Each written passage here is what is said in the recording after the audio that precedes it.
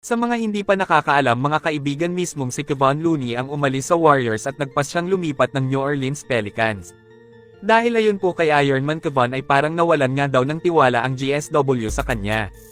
Ani ng former Warriors champion ay hindi nga daw siya pinagbigyan ng sapat na oras last season para ipakita ang galing niya. Well, pansin naman siguro natin na biglaan na lang talagang naalis si Looney sa rotation ng Dubs last season. Maging sa playoff run nila ay hindi siya gaanong ginagamit ng kanilang coaching staff. Marami ang hindi sang-ayon sa desisyon ni Steve Kerr kasi isang champion si Kevon, ibig sabihin hinog na ito pagdating ng playoffs pero hindi gaanong ginagamit siya. Di nagustuhan ni Kevon kaya umalis na lang talaga siya sa Warriors ng tuluyan. Sa New Orleans makakasama nga pala niya doon ang dating kakampi sa gold-blooded na si Jordan Poole. May magandang chemistry na sila kaya kabang-abang din ang mga ito next season. Well, this will be his opportunity with Doncic. Oh, what a pass! Whoa!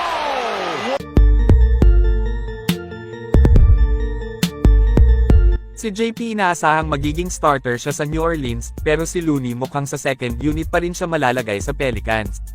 Ngayon ay dito naman tayo sa matunog na usapang kukunin at napakalaki nga daw po ng interest talaga ng Golden State Warriors, na kunin itong former Boston Celtics champion mga kaibigan na si Al Horford. Magandang pag-upgrade ang plano ng GSW para sa susunod na season, bagaman may edad na si Horford ay nananatiling kaya pa rin nga nitong makipagsabayan sa mga mas batang manlalaro pa ngayon ng liga. Ang kanyang husay ay andyan pa rin matibay sa depensa at matinik pa po ang opensa niya. Ang kanyang playing style ay fit na fit po sa Dubs, at pasok syempre sa panlasa ni Kerr kaya naman kapag ka natuloy si Al sa GSW ay isa ako sa naniniwalang mas lalakas pa sila. Wala na si Kevon Looney kaya malaki ang espasyo nito sa lineup ng Warriors. Sa ngayon nananatiling rumors pa ito ayon sa maraming reports ay iniisip din umano ni Horford ang patungkol sa kanyang pagretiro na sa liga.